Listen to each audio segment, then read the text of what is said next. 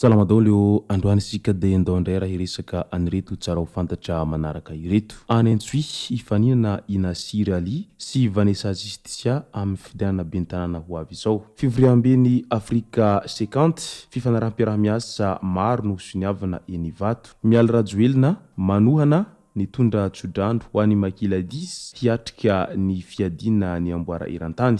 APMF nandinika ny fametrahana fitaterana andrano eo amin'ny faritry ny Anosilava. Roland Kobia masovohy ny vondrana Europeanina nojirena niaraka tamin'ny filoha ny laram-pahamehana eto Madagasikara. Ireo no fakafakaina amintsika ato anatin'ity video ity ka manasa antsika rehetra anaraka an'ity video ity hatramin'ny farany. Azadino ny milaiky ny video antsika ary tsarovo hatrany miabone amin'ny chaîne antsika mba ahafahanareo manaraka tsy tapaka ny video zay lefa any amin'ny sisy tomatagasy toy izao ny fanaovana azy. Tsy ampendrela moa isika fa avy hatrany tonga dia vavany ndahary. Mitodika eny amin'ny CD Antsoy ny maso ny mpanara-baovao ao an-tanànan'ny Antsoy amin'izao fotoana izao. Malaza fa samy hirotsaka ho ben'ny tanàna amin'ny commune ambonivohitry ny Antsoy i Vanessa Justisia na i Vanessa Tsaravintana sy i Nasira Ly di Mera Nasira. Samy manana ny tanjany izy roa ireto. Vanessa Justisia izay vadina velan'ny député Jojan izay efa candidat solombavam-bahoaka farany teo iny. Nasira Ly kosa ben'ny tanàna Amperinasa ankehitriny. Anaran'izy roa ireo no be piresaka hatreto na izany aza mety hirotsaka ho fidiana hanampy isan'izy roa ireto ny ben'ny tanàna teo aloha Victor Mikey di Amada sy Maradone. Mbola tsy nisy nanatitra ny taratasy firotsanko fidiana izy efatra mianadaha voalaza ireto nihemitra amin'ny 24 septambra 2024 raha teo ny fanaterana ny taratasy firotsanko fidiana eo anivon'ny OVEC. Rehy ihany koa fa hijanona sy namerina ny taratasy ilay kandidat saika hifaninana niaraka tamin'izy ireo. Andrasantsika araka izany ny fanateran'izy ireo taratasy eny amin'ny OVEC izay. Ho tanterahana amin'ity androandroany 20 septambra eny amin'ny CCI Ivato ny fivoriam-ben'ny ireo mampiasa vola eo anivon'ny Afrika 50 ny maraina no hanaovana ny lanonam-panokafana izay arahana famelabelarana sy fanaovan-tsonia fifanaraha-piarahamiasa sambihafa hoy ny ministry ny toe-karena sy ny fitantanam-bola Rabarindrina Son Rindra Asimbelo. Tafiditra ao anatin'izany ny fanaovan-tsonia ny famatsiam-bola ny tetikasa volobe amin'ny mahampampiasa vola ny Afrika 50 ao anatin'ity tetikasa famokarana herinaratra avy amin'ny tohadrano ity ary mbola hiantsona ireo sehatra tsy miankina ity farany hanatevina ny famatsiam-bola hoentina manatanteraka an'izany.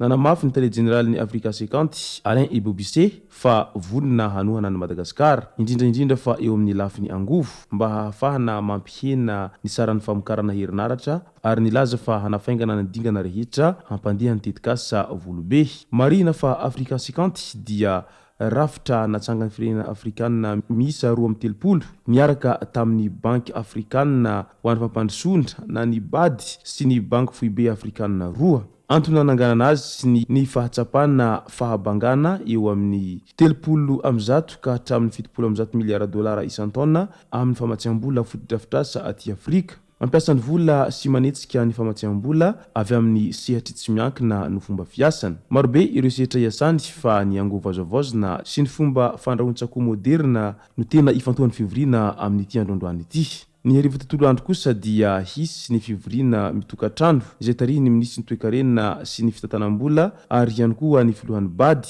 no sady filohan'ny filan-kevitry ny mpitantanana ny Afrika 50. Hery lehibe ho an'ny Makila 10 ny fitsofandrano sy ny fanohanana nataon'ny Ramatoa Mialy Rajoelina izay vadin'ny filoham-pirenena tetsy amin'ny lampam-panjakana Ambohitsirotra tamin'iny androny omaly iny.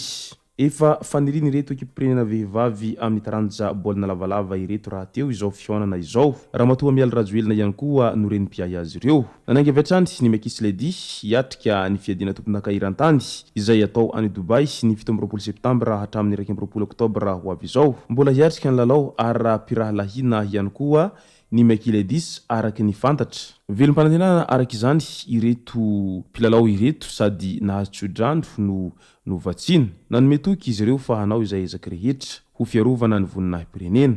Efa tsara fanomanana ihany koa ny ekipa araky ny fanazavana naroso ny kapteniny Michaelis hatrany ka dia mirary soa azy ireo mba hitondra vokatra tsara ho an'i Madagasikara amin'ity taona ity. APMF nanatanteraka ny fivoriana niraisany tetsy amin'ny lapan'ny tanàna Ambatolampy tsy mahafotsy ny tompon'andraikitsy ny APMF sy ny ministerany fitaterana niaraka tamin'ireo miaramila ny CPC sy ny mponina izay voakasika indrindra amin'ny fampiasana ny farihiny Anosilava ny alatsinainy lasa teo iny. Nijery ny olana mety ho sedrainy mpampiasa an'io farihy io sady nitsidika tetikasa hampandrosoana izany no votoaty ny fihonana. Tafiditra amin'izany ny fampiroboroboana ny fitaterana an-dranomamy.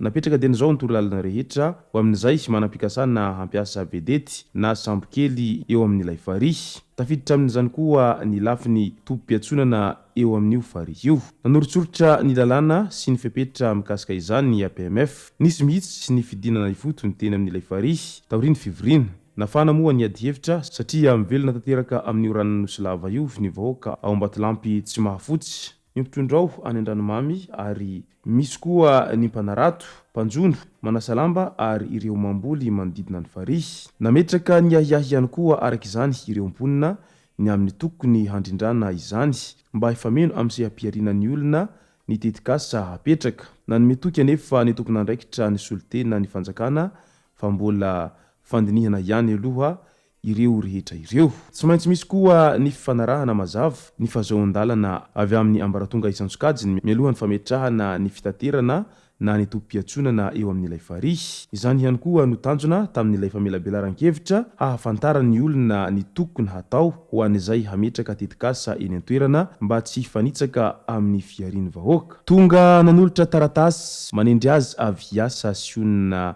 eto Madagasikara tamin'ny filoham-pirenena ny mahasovovo vaovao any volana Europeana Andriamatoa Roland Kobia sy ny mahasovovo vaovao ny Royaume-Uni eto Madagasikara Andriamatoa Patrick Lench. Taorian'ny fionana tamin'ny filoha Andry Rajoelina dia betsaka ny lohahevitra nodininy filoha sy ity mahasovovo ity. Mifantoka amin'ny asa fampandrosoana ny Madagasikara ny tena ny matematesan'izy ireo.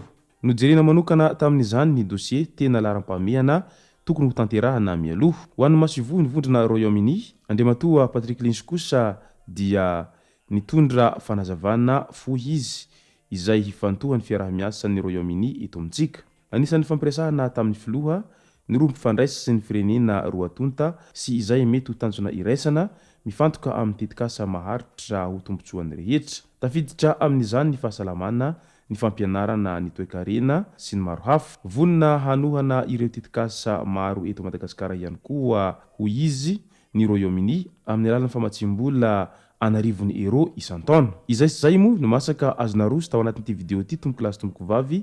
Misaotra antsika rehetra nanaraka an'ity video ity hatramin'ny farany.